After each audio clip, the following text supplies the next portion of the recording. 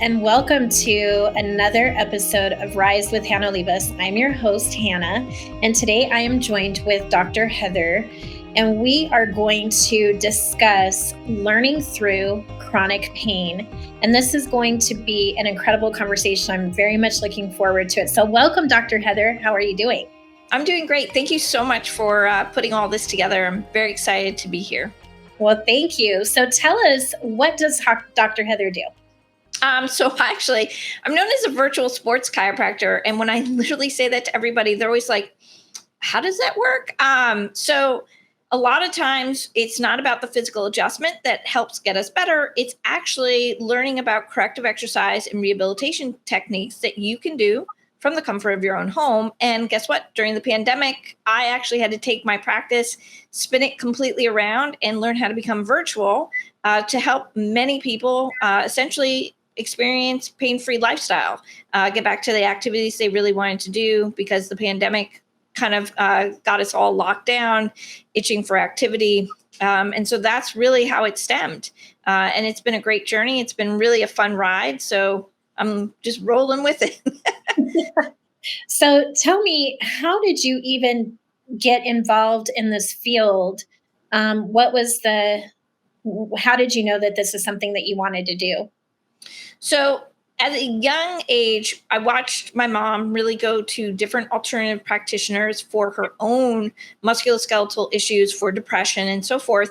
And then sadly, in 8th grade, I was playing softball and I wound up dislocating my own back as well. And she brought me to her chiropractor, who did a lot with kinesiology, which is muscle testing. And I was really kind of more impressed with how he was able to kind of really figure out what was going on and how to help me so I could actually get back to playing softball. And from there, I just kept going, obviously, to him for maintenance appointments and so forth.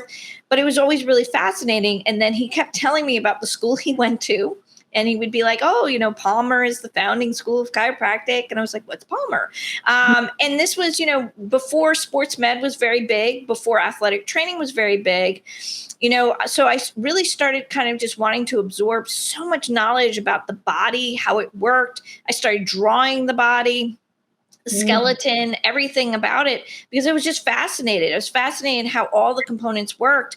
And it was just a real kind of neat life journey experience, how it all kind of meshed together. But, friends of mine from high school say she knew what she wanted to do from the get-go. She always knew she was going to do X, Y, and Z, go on, get her doctorate in chiropractic medicine, and just help people. She just wanted to genuinely help them become pain-free. I wanted to really give back what someone had done for me. And that's been my passion for the past 22 years. I still love it to this day. You can hear the excitement in my voice. It's been just a blessing to be able to do this for so many other people.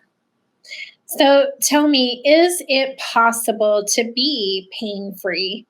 I know there's so many that suffer with chronic pain on a daily basis. Is it possible to live pain-free and get back to that normality that some of us have once known?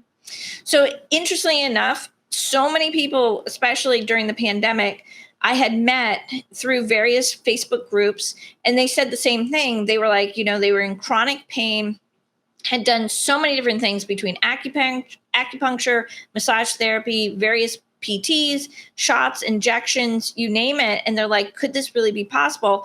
And I said, it really goes down to finding out what the root cause of the problem is, but it requires a physician to take time and actually listen to the patient. And that is a science that's really lost with just medical professionals alone across the board.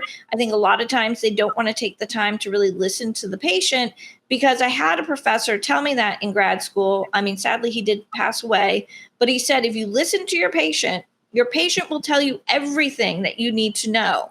And then from there, if you are unsure about your diagnosis, then you use, various different studies and images to kind of really distinguish or determine, which one it might be out of the top 2 or the top 3. So I got very good at listening to my patient. And then also, because of my background with sports med, athletic training, I became very versed at looking at movement patterns, watching people move their bodies, whether it was through a sport activity or actually just maybe they were a painter, or they were using a jackhammer all day, or just a waitress, maybe they were just on their feet.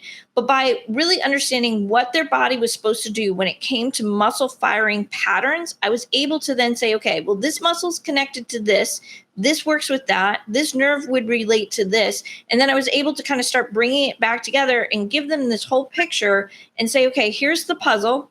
And if we look here first, then we can go ahead and see X, Y, and Z happen. And that's what people were blown away with. So during the pandemic, I had 4 different people in 4 different states tell me they were diagnosed with stress fractures, and they all were told to stop running, and they were really devastated. I came onto the picture and I said, okay, yep, we have a stress fracture. So we do the initial appropriate heal time. And I said, but then from there, if we do X, Y, and Z, there's no reason why you can't get back to what you love, which was to go running. And sure enough, in a 3-week period of time, they did that. So I know it is possible, but you just have to make sure that you really work with the right physician who wants to spend time with you, who understands your condition, who can relate, and then who can really put all the pieces together. Or on the same note, say, okay, I can do this, but if we get a massage therapist into the picture, if we get the acupuncturist into the picture, if we get the holistic practitioner or the naturopath, we can also make all these other things go, in motion. The dream team. Yeah, essentially that's it. Because it's interesting because even in chiropractic school, they said we were going to be the gatekeepers to someone's healthcare. So the patient most likely will come to you looking for answers because they have tried everything. It is up to you to figure out, are you the end answer, or do you need to co-manage this person's care? I love co-managing care. I've done it with so many people. I align myself with other practitioners, especially in the alternative space, who are very similar in terms of, wanting to really put that holistic picture together for that patient's overall well-being. But it's amazing. If you can give somebody some pain relief, the mental and emotional component rises with it, which is so huge. And then that person is just like, the abundance of just their energy level and everything comes back, and you're just like, all right, wow, I've been able to do this for this person. And that's where the gratitude for me just sets in. And I'm just like, all right, yeah, let's rock it now. So when you are not focusing on healing others, what are some things that you do for you? So if anybody goes to my YouTube channel, they will see my loving dog, Cab, named after Cabernet Sauvignon, because I am a wine person. But we love to go running. So he and I are always out running in terms of, when it's not too humid out, but we do enjoy the pastime. I don't really run events in the sense of I'm not out there to go do marathons. I use it for my own moving meditation. That's my kind of my peace, my quiet time. And I drag him with me. And then just, pretty much, out socializing with friends, getting together with everybody else, and, having just a blast with it. But usually he's my sidekick. I love that, Cab. That is adorable. I'm actually a wine fan as well. So you also are currently working on a project. I know that you are an author and you have this project coming out this year, and it is called Learning Through Chronic Pain. Talk to me a little bit about that.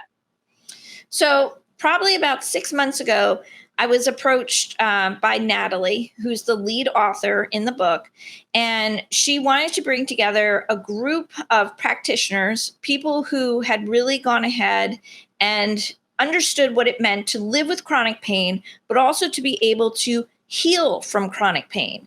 And she wanted to share these stories to give hope back to other people who may be suffering with certain issues and things like that. And I was thrilled for this project because I was like, you know what? So many people come to me because they've lost hope. And so if my story, my own personal story, can help inspire others, great.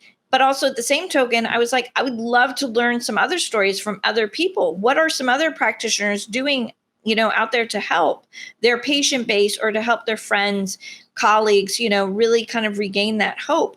It was just such an overwhelming positive experience that I can't wait to read everybody's chapters. I mean, I've only read my chapter, so I'm super excited to see what else is out there.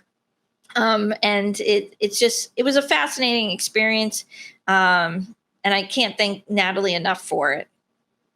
So, what are you hoping in terms of? And the book is scheduled to come out a little bit later this year, and we will discuss a little bit further in detail. Some of the goals that you have for this book and whom you're hoping to help. But how has the process been in terms of? It sounds like you're extremely busy with your practice, and you're also doing a very great form of self-love. So when do you find the time to write? So sadly, I'm an early riser. Me too.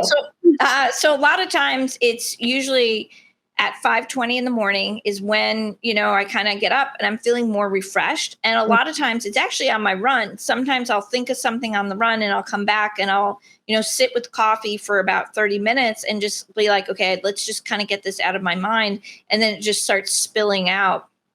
So usually it's the early morning as the sun's coming up. It's quiet. I don't hear anybody. I just hear the birds outside. That's usually when the writing does transpire most. I would say it's definitely not happening late at night.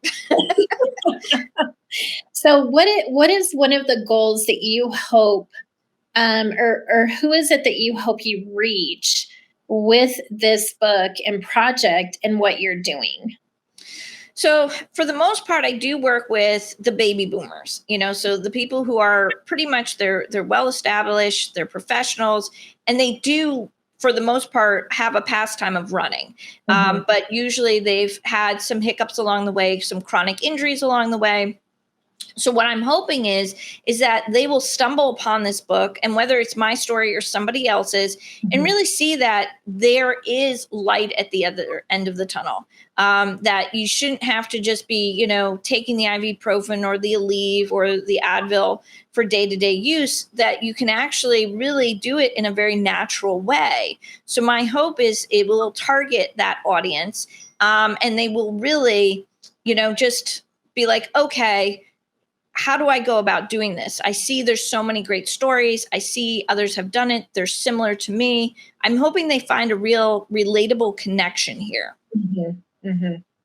Well, I'm very excited to read the book and just really see how, as someone who suffers from chronic pain a lot, this book resonates with me for so many reasons. So I'm really excited to read it, really get to know everyone who's involved. And I really hope that the mission does go global. I think it's very important. Is there anything else that you would like to share with our viewers today? So for the most part, what I want to really share is this is something that I think everybody should read, not just someone who is a baby boomer, but, everyone, because so many of us are going to cross that path where something's going to happen. Unfortunately, when we're small, when we're little, we don't have stress. We don't have the life of the worries that come along with it. But as we start, doing sport or activity, something may arise. Maybe you just recently had a pregnancy. Now you're noticing some flare-ups, or maybe you are suffering with some various different conditions, whether they be autoimmune, or you're just not sure about what direction to go in. You just know there's something wrong, but you have no idea where to really turn. So my hope is that people will see this as a beginning and a way to kind of really find an end solution for them. And to see that they can truly, in the end, live pain-free, but we just need to figure out where to begin. And maybe by even just reaching out to one of us in terms of the authors, that they can really go ahead and discover that for themselves. Well, congratulations to you and to all the other co-authors of the book. And Dr. Heather, I appreciate your time and coming on today.